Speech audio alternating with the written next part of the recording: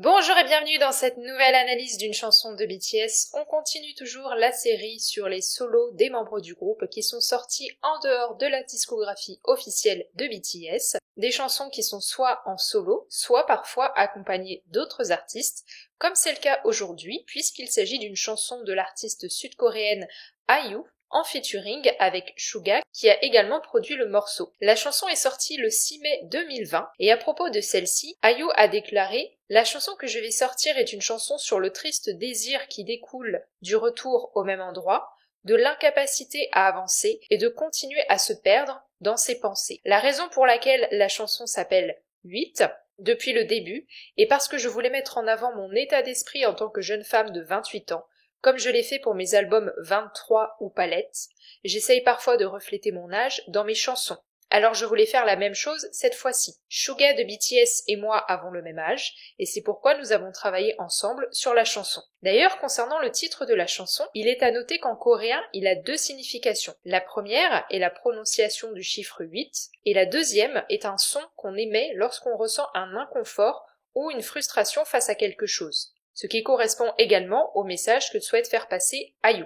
La chanson commence avec un passage chanté par celle-ci. « Alors es-tu heureuse maintenant ? Enfin heureuse maintenant, l'es-tu ? Eh bien je suis toujours la même. J'ai l'impression d'avoir tout perdu. Tout vient à moi facilement et part sans un au revoir. Si c'est comme ça, je ne veux rien aimer. Je voyage à travers les souvenirs qui sont aussi usés et effilochés qu'ils peuvent l'être. » La chanson commence donc par un dialogue intérieur où IU s'interroge sur son état émotionnel en se demandant si elle est heureuse. La réponse est négative. La première réponse à cette question est le sentiment de ne pas avoir évolué. À cela vient s'ajouter l'impression de perte avec l'emploi de tout est perdu qui est très fort et vient marquer sa détresse émotionnelle, puis succède une image de circulation, avec tout vient à moi facilement et part sans un au revoir. IU sous-entend ici qu'elle n'a de contrôle sur rien, qu'elle est dépassée par le cours des choses. Ce sentiment d'impuissance motive donc un souhait négatif qui est de ne rien aimer.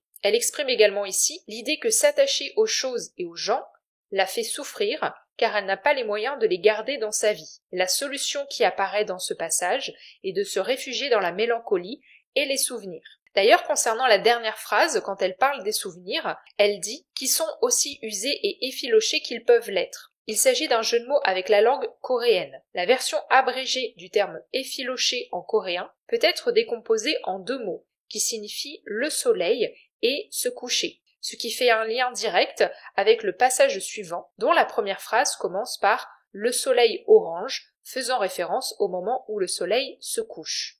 IU continue donc la chanson avec les paroles suivantes. Nous, sous le soleil orange, sans ombre, nous dansons ensemble. Il n'y a rien de tel qu'un au revoir. Nous nous verrons dans ces beaux souvenirs, jeunes pour toujours. Si c'est un cauchemar comme celui-ci, je ne m'en réveillerai jamais. Ici, on a la description d'une scène de danse dans un coucher de soleil. Ce tableau hors du temps qui nous est dépeint symbolise les souvenirs sur lesquels le temps n'a pas d'emprise. D'ailleurs, ils sont qualifiés de beaux. À cela s'ajoute l'image de l'absence d'ombre, ce qu'il sous-entend qu'ils ne sont pas teintés par des émotions négatives. Ce qui prédomine également, c'est le nous, le premier mot employé dans ce paragraphe, auquel est associé le mot ensemble. Tout ceci nous permet de comprendre pourquoi IU préfère se réfugier dans ses souvenirs. C'est un endroit sécurisé, qui n'est pas gangréné par le négatif qu'elle vit dans la vie de tous les jours, et où elle ne ressent plus la solitude. À noter que dans ce passage, elle fait un renversement entre le terme rêve et le terme cauchemar, parce qu'elle emploie ce dernier pour qualifier les souvenirs qu'elle décrit, alors que justement sa description s'apparente plus au rêve, associé à une symbolique positive, tandis que le cauchemar est associé à quelque chose de négatif. Mais en même temps, le fait d'employer le terme cauchemar peut sous-entendre qu'elle a quand même conscience que ce qu'elle fait n'est pas sain, mais qu'elle ne peut pas s'en empêcher, c'est comme une addiction. Au passage de IU succède la partie de Suga. Une île, oui, une île, une petite île que nous avons tous les deux construite. Oui, jeune pour toujours. Le terme pour toujours est un château de sable, un au revoir est comme une alerte SMS en cas de catastrophe. Le matin, je le salue avec un sentiment de nostalgie. Après avoir chacun passé cette éternité, retrouvons-nous sur cette île. Dans le passage de Suga, on a la référence à la symbolique de l'île déserte, un lieu hors du temps, coupé du reste du monde, donc on est en lien avec la façon dont IU décrit ses souvenirs. On retrouve également l'emploi du nous, l'idée ici étant que deux personnes ont façonné ce souvenir. On a également la mention de la jeunesse éternelle, qui s'inscrit toujours dans cette idée de hors du temps. Toutefois, le terme toujours est ici qualifié de château de sable, une expression qui désigne quelque chose d'éphémère. Et juste après, Shuga fait référence à un au revoir, qui est soudain et brutal, comparé dans le passage à une alerte SMS en cas de catastrophe.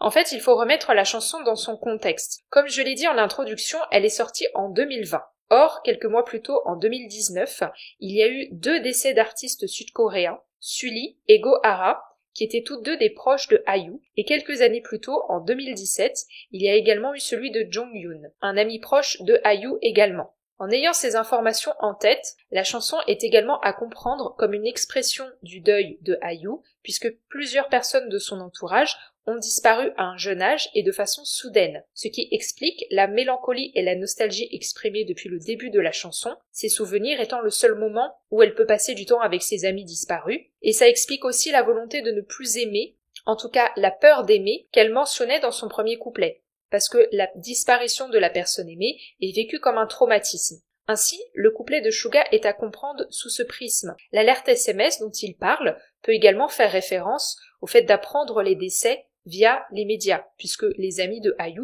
étaient des artistes connus. Il y a également la mention de l'éternité passée avant de se retrouver, ce qui sous-entend que la journée vécue sans ses amis est perçue comme une éternité avant de les retrouver la nuit dans ses rêves.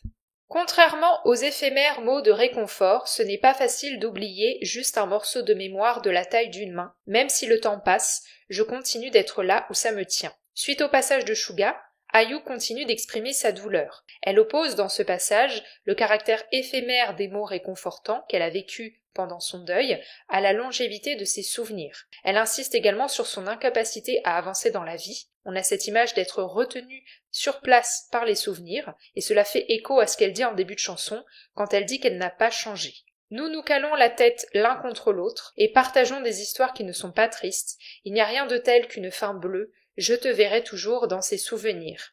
La chanson se termine par un dernier passage de IU, où elle dépeint l'image d'elle et de son ami, avec un geste physique qui est décrit, se caler la tête l'un contre l'autre, un symbole d'amitié, d'intimité et d'affection. Encore une fois, il y a ce refus de la tristesse, associé au moment avec son ami, comme on le voit avec la deuxième phrase, des histoires qui ne sont pas tristes. La chanson se finit par la promesse de retrouvailles dans les souvenirs. On voit donc qu'il n'y a pas eu d'évolution depuis le début de la chanson et que IU est toujours retenu par sa nostalgie. En conclusion, cette chanson parle du deuil vécu par IU et de la difficulté de vivre sa jeunesse alors que des amis proches ont choisi de renoncer à la vie. C'est un message qui est fort et qui est partagé par Shuga. Alors même s'il n'a pas vécu la même chose que IU, étant donné qu'il est lui aussi un artiste évoluant dans l'industrie sud-coréenne, il a forcément été marqué par le décès des autres artistes. D'ailleurs, je me souviens que pour l'enterrement de Jonghyun en décembre 2017,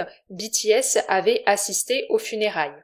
C'est un message qui est important, et même si la langue utilisée ici est celle du sud-coréen, les émotions ressenties par IU et Shuga peuvent être compris par tous et partagées. J'espère que malgré le thème difficile de cette chanson, cette analyse vous aura plu. N'hésitez pas à me dire si vous la connaissiez et si vous aviez conscience de son message. Si vous avez aimé, n'hésitez pas à laisser un pouce bleu et à partager le podcast autour de vous s'il y a des personnes qui s'intéressent à BTS et à la K-pop. N'hésitez pas non plus à vous abonner pour ne pas manquer les prochaines vidéos. Et à ce propos, on se retrouve lundi prochain à 18h pour une nouvelle analyse.